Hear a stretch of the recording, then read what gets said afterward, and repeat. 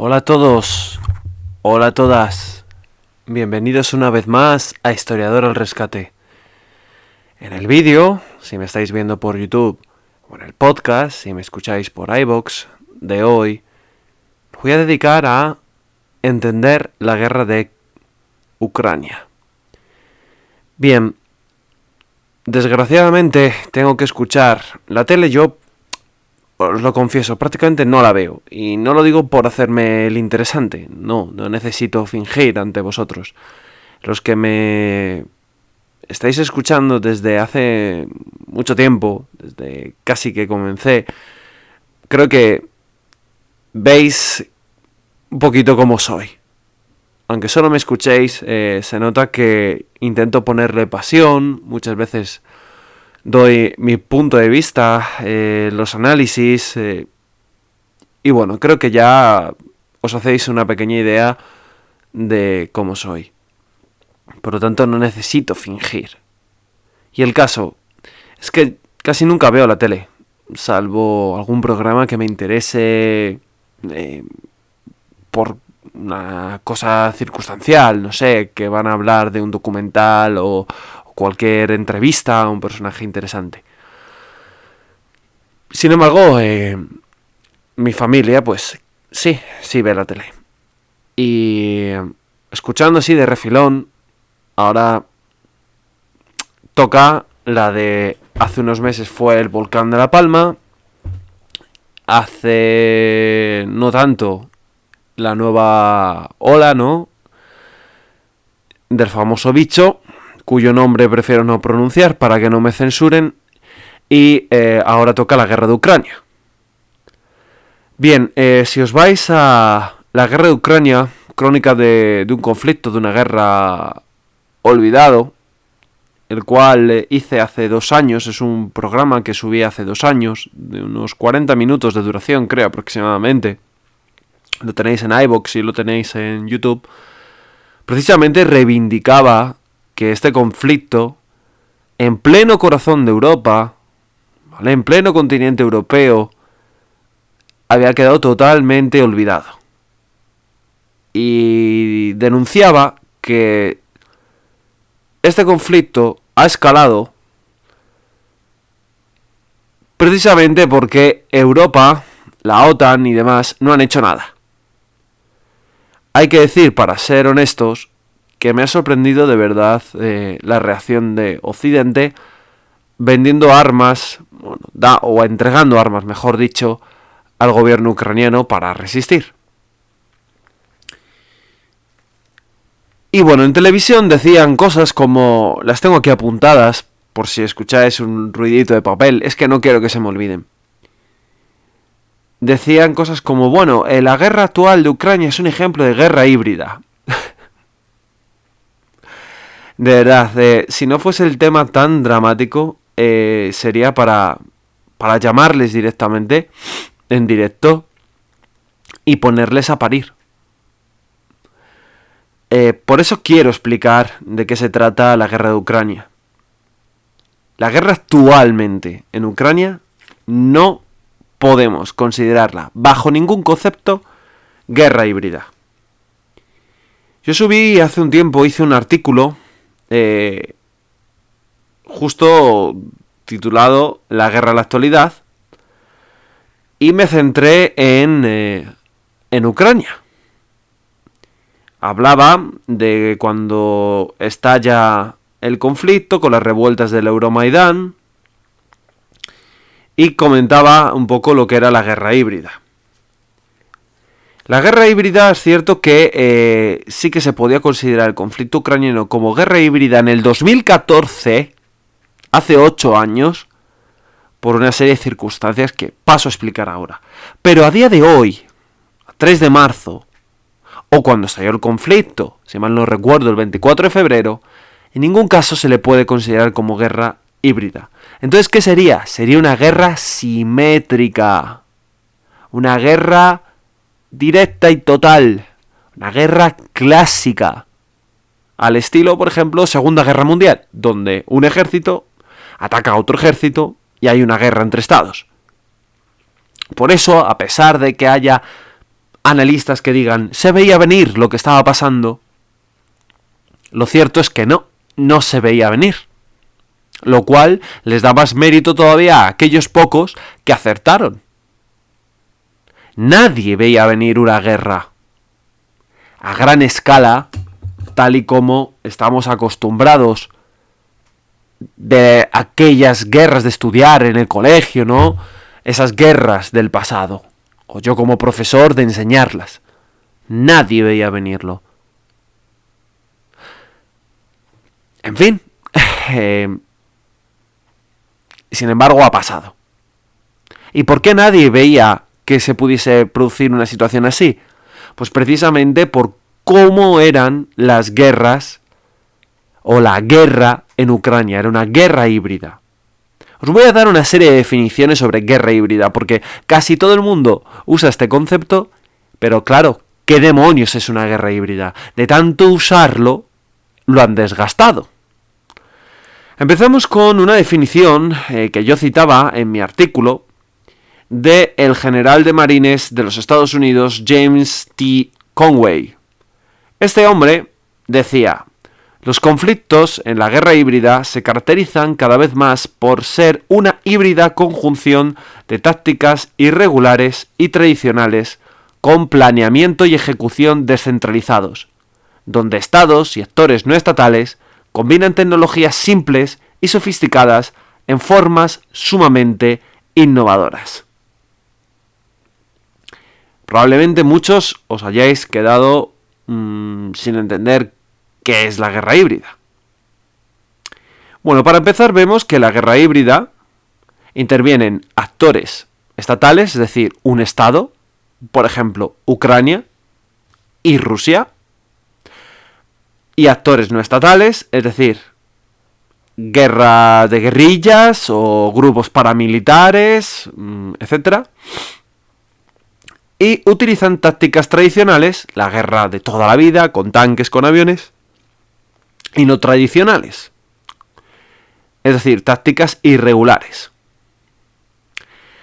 La guerra híbrida se mueve en la zona gris, en una zona de indefinición, donde no podemos aseverar que están en guerra dos estados. Por ejemplo, en el 2014 Rusia financió, armó y potenció los grupos prorrusos de Lugansk y Donetsk. Y de hecho el ejemplo típico de guerra híbrida se daba a la invasión rusa de Crimea, donde los rusos decían: nosotros no somos los que hemos mandado a 25.000 tíos a ocupar Crimea sin pegar ni un solo tiro. No, nosotros no somos. Y la gente se lo medio creía porque los soldados rusos fueron, os lo he dicho muchísimas veces, a Crimea sin ningún tipo de distintivo militar, nada que indicase su unidad, etcétera, etcétera. Y además se combinaron ese uso de una fuerza de una manera bastante irregular, creando una indefinición de estamos en guerra, esto es una invasión o no es una invasión, con el uso de mercenarios, en este caso, en el caso de Rusia, Wagner, la compañía Wagner. Mercenarios es el nombre real que tienen, pero el nombre a nivel jurídico son contratistas, ¿ok? Y Rusia decide, pues, darse de leches en Ucrania, no directamente desde el 2014. Ahora en la actualidad sí ha aparecido directamente. Pero desde el 2014 Rusia ha ido incendiando el conflicto, potenciando a estos grupos paramilitares, usando sus fuerzas armadas, diciendo que eran vecinos de Crimea que querían defender sus derechos ante un posible genocidio ucraniano, porque los nazis han tomado el poder, según, ¿vale?, la ilógica propaganda rusa,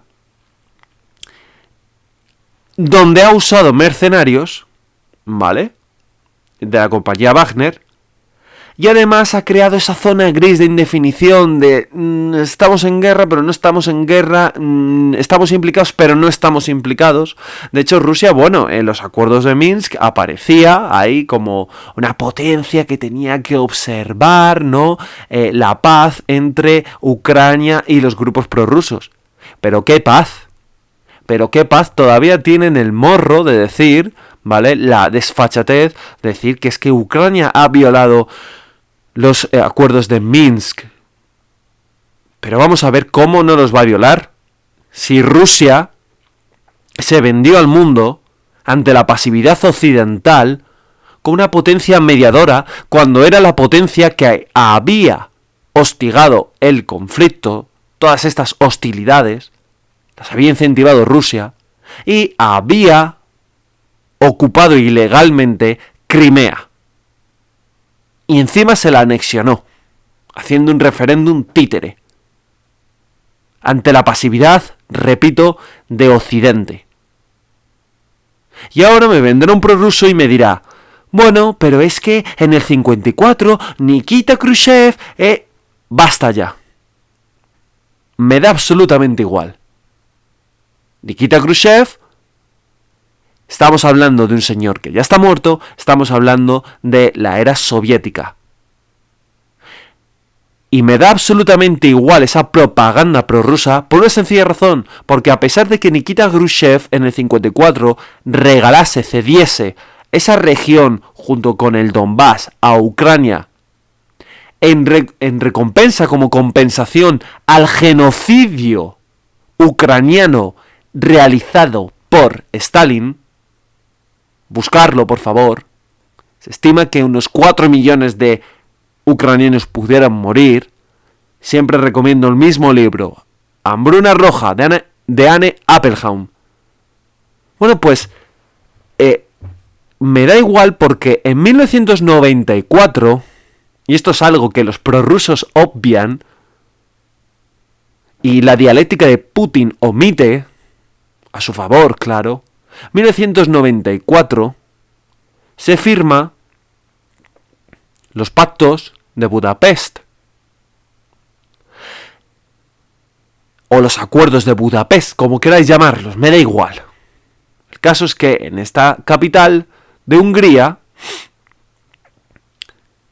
Estados Unidos, Rusia, con Yeltsin, y Reino Unido, junto con Ucrania, firman unos acuerdos muy importantes en esta historia. ¿Y qué tienen que ver? Pues fijaos, Ucrania, en virtud de estos tratados, de este tratado internacional, de este acuerdo, como digo, cede todo su armamento nuclear. Ucrania en aquel momento era la tercera potencia nuclear del mundo, fruto de haber sido una ex república socialista soviética, ¿vale? Perteneciente a la URSS, tercera potencia nuclear del mundo. Cede ese armamento nuclear a Rusia, lo devuelve, con una condición muy importante. Obtener fundamentalmente el reconocimiento internacional como país independiente. Repito, obtener el reconocimiento internacional. Putin hace una semana decía que Ucrania no se merecía existir como país. Sin embargo, su país, Rusia, ha suscrito tratados internacionales donde acepta la existencia de Ucrania como país. Y Ucrania cedió de buena fe su armamento nuclear. Armamento que le podría haber venido ahora de maravilla, no para usarlo, sino como elemento disuasorio. Y además en estos acuerdos de Budapest, no es solo que estas tres potencias acepten la existencia y reconozcan la existencia de Ucrania como país, no, sino que además se comprometen en su defensa y en respetar su integridad territorial. Ya que Ucrania sabía que estaba cediendo una arma muy potente a nivel disuasorio ante posibles amenazas, se garantiza que Estados Unidos, que Reino Unido y que Rusia le van a ayudar en caso de que haya una guerra en su contra. Y además se comprometen a, en caso de conflicto de violación de las fronteras de Ucrania, Consejo de Seguridad de la ONU intervendrá. Pamplinas, mentiras, engaños, falsedades, como vemos. Puesto que fue la propia Rusia quien violó en el 2014 ese acuerdo. Y todavía tenemos la cara más dura, y todavía tenemos el cerebro tan lavado como para pedirle a Ucrania que respete los acuerdos de Minsk, que son los ucranianos los que no quieren la paz.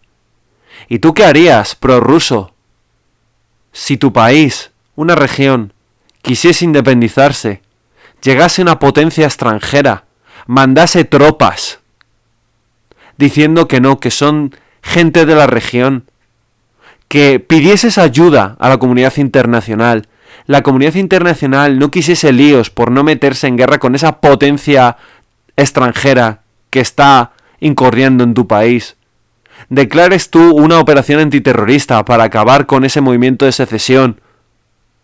La potencia extranjera manda tropas, manda formadores, financia a ese movimiento independentista. Y durante 8 años de guerra, llega un buen día y decide reconocer internacionalmente esa región independiente e intervenir en el conflicto. ¿Y tú qué harías, prorruso? ¿Estarías a favor? Yo creo que no. Sobre todo teniendo en cuenta que esa tercera potencia, ese país extranjero que está rompiendo tu propia patria, firmó contigo, hace no muchos años, en el 94, un acuerdo en el que, a cambio de que tú le cedieses las armas nucleares, se comprometía a respetar tus fronteras, a reconocerte internacionalmente y a defenderte en caso de que un país extranjero quisiese invadirte. Esto también forma parte de la guerra híbrida, las fake news, la propaganda, el soft power. Voy a dar nombres, además.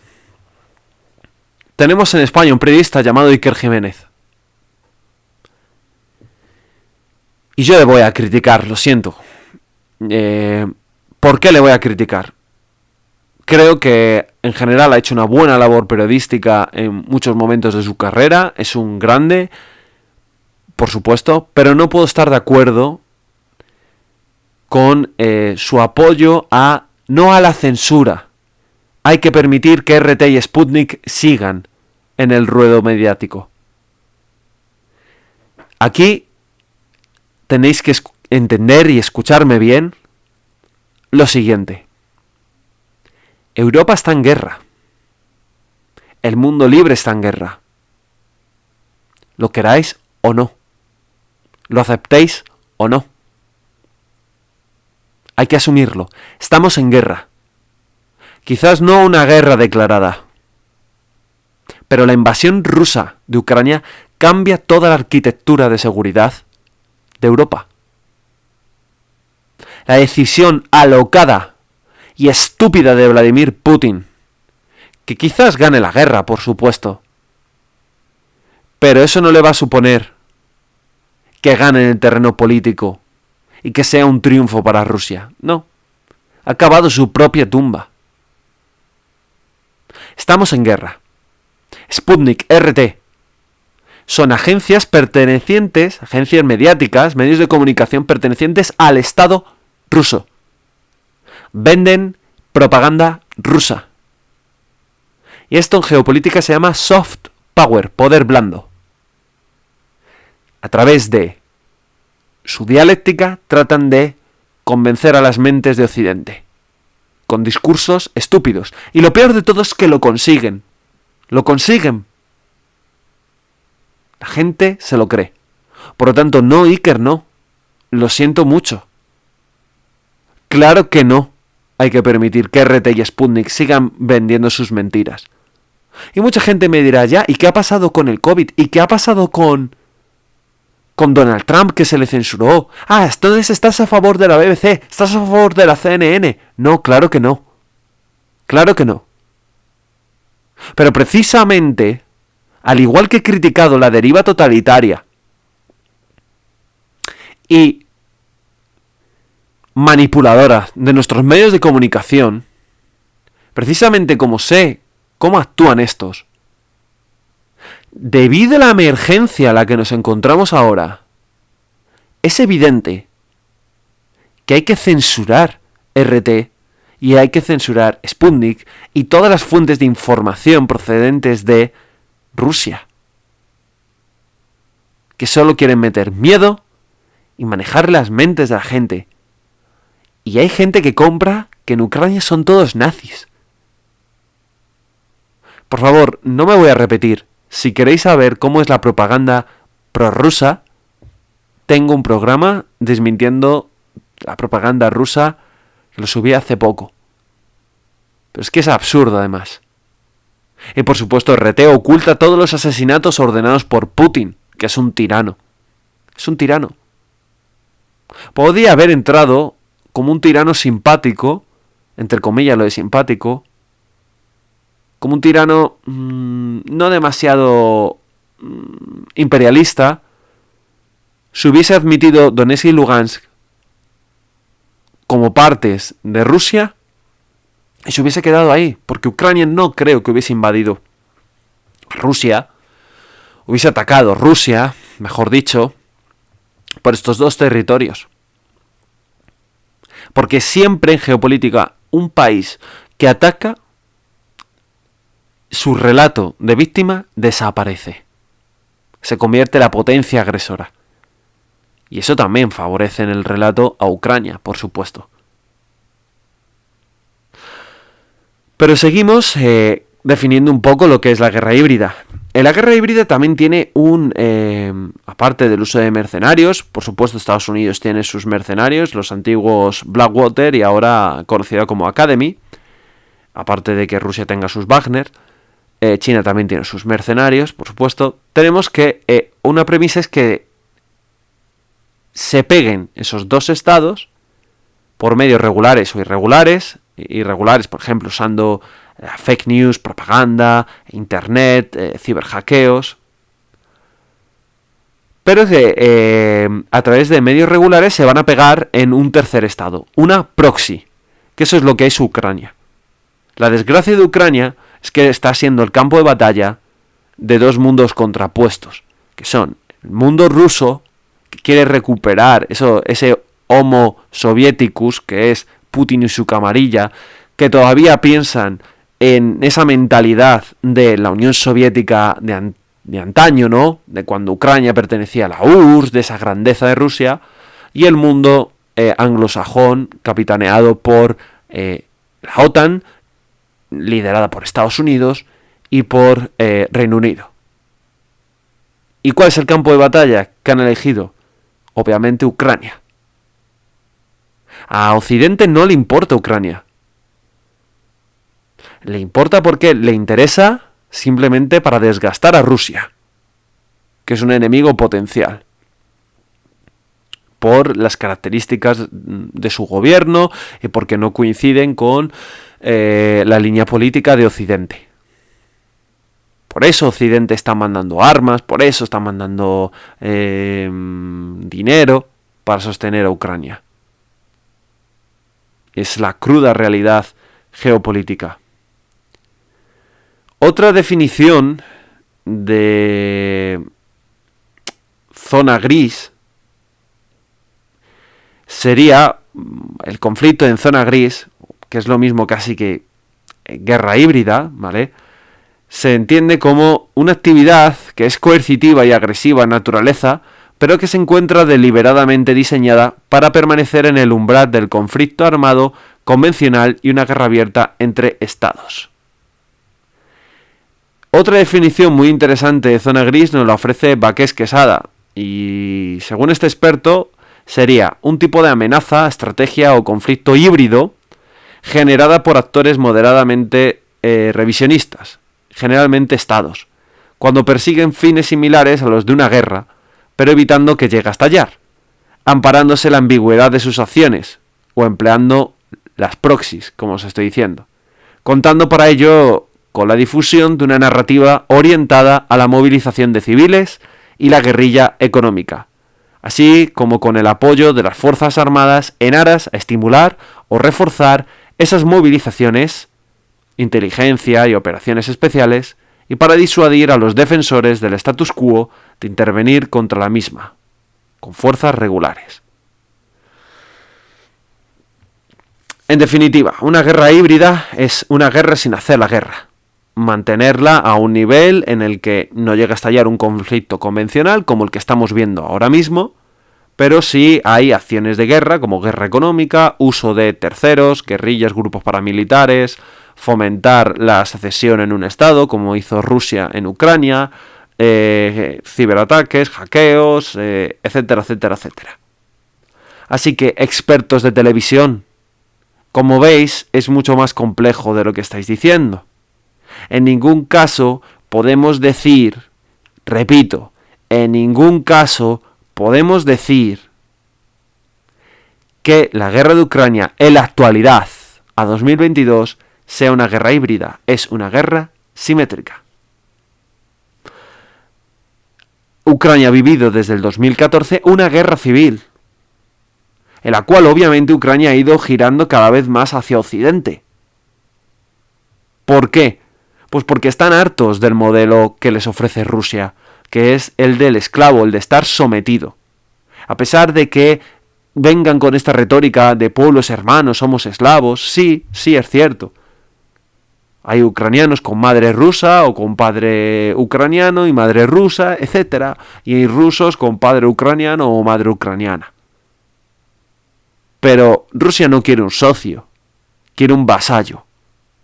Los ucranianos ya se han cansado de esa corrupción sistémica, esos tejemanejes de los políticos, esa rusificación obligada, ese sometimiento histórico por parte de Rusia, ya sea al Imperio Zarista, ya sea a la URSS, y miran hacia Occidente con verdadera ilusión, o falsa ilusión, en el sentido de que quizás luego descubran que han estado engañados, de querer cambiar las cosas como un faro que le va a permitir mejorar a su país.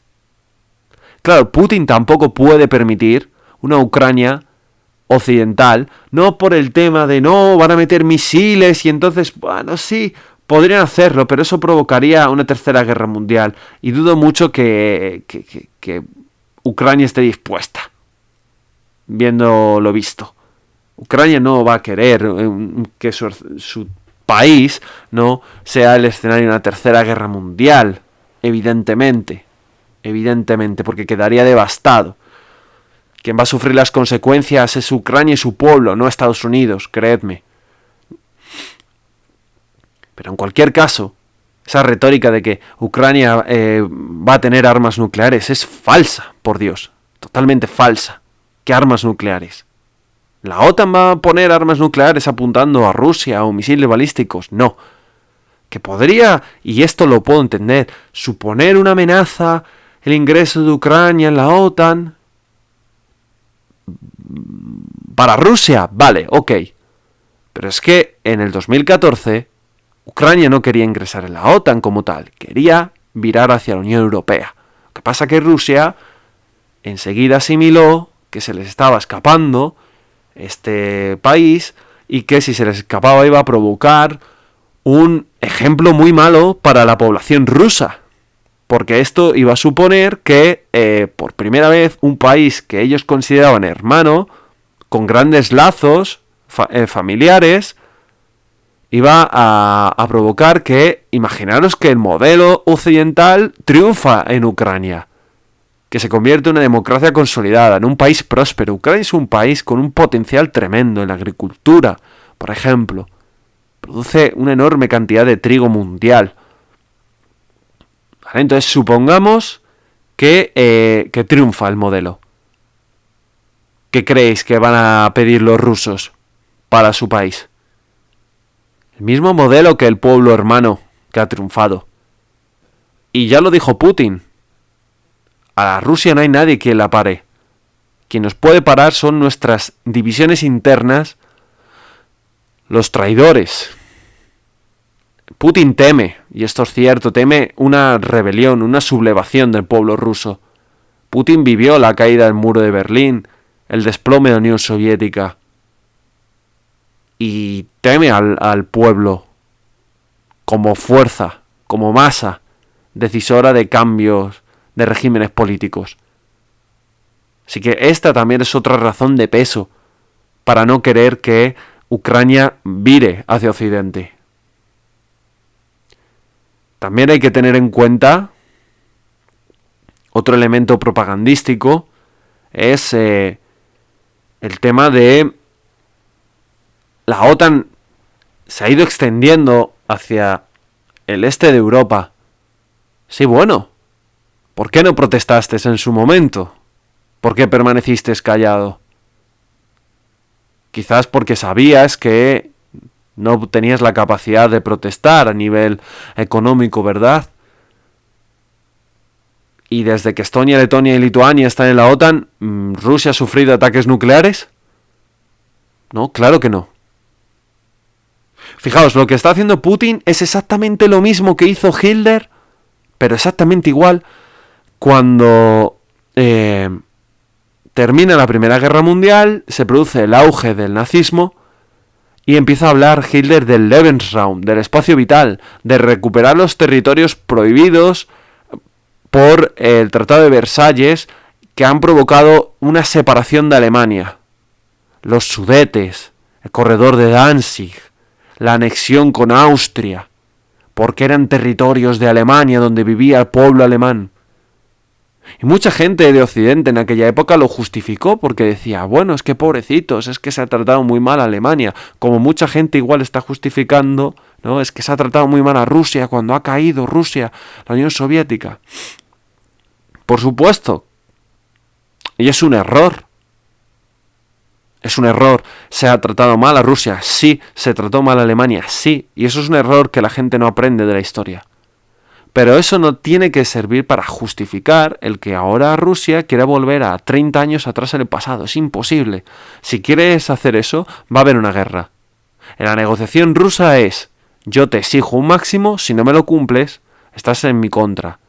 Utiliza un discurso victimista de mis minorías rusas, que yo las tengo que defender, y eso lo único que lleva es a una potencial escalada. O tú desescalas y gana Rusia, o si te mantienes en pie y defiendes tu territorio, va a haber una guerra.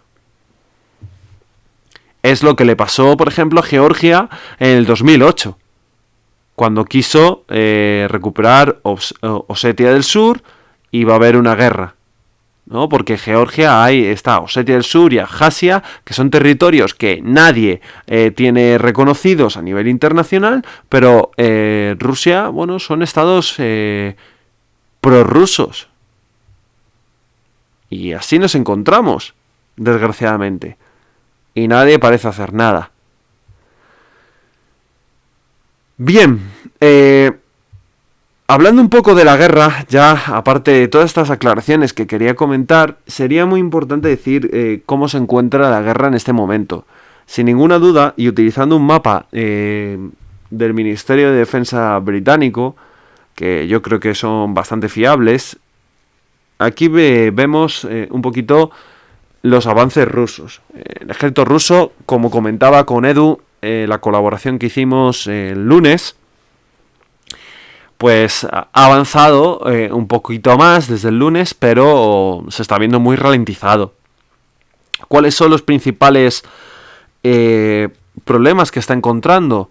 Bueno, fundamentalmente problemas logísticos. Segundo, subestimar al ejército ucraniano pensando que se iba a rendir sin pelear. Un poco parecido en base a fuentes de información erróneas, porque pensaban que iba a ser algo muy similar a lo que aconteció en el 2014, donde hubo muchos casos de corrupción y deserción en masa por parte del ejército ucraniano. Y luego tenemos también que, evidentemente, Ucrania está recibiendo mucha ayuda y eso le está permitiendo mantener el combate. Y además también Rusia cambió su doctrina basándose en estos planes de subestimar al enemigo y lanzó una especie de intento relámpago hacia Kiev para decapitar al régimen y apoderarse del presidente, de Zelensky, y sin embargo, pues vemos que ha sido un absoluto fracaso. Así que vemos como los rusos tienen la zona del Donbass, evidentemente, ya eran repúblicas de facto independientes, obviamente Crimea, territorio ruso, la zona de Melitopol lo han conquistado, Novakovka también, Kherson no se sabe si ha caído o no. He estado leyendo distintos informes y de momento no se podría decir si ha caído al 100%. Lo que es cierto que en Mariupol ha habido fuertísimos combates y tiene riesgo de quedar copada, de quedar rodeada por parte del ejército ruso. Kharkiv está siendo ya demolida por los artilleros rusos y están aguantando bastante bien. El ejército ucraniano todavía, el ejército ruso no ha podido tomarla. En Sumy también hubo fuertísimos combates.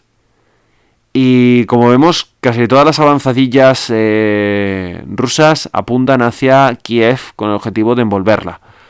El informe de inteligencia de hoy del ejército británico decía que esa columna de blindados y de vehículos rusos que tomaba una distancia de casi 5 kilómetros, era muy larga esa columna, pues ha avanzado unos 30 kilómetros, pero está teniendo muchísimas dificultades para llegar a Kiev.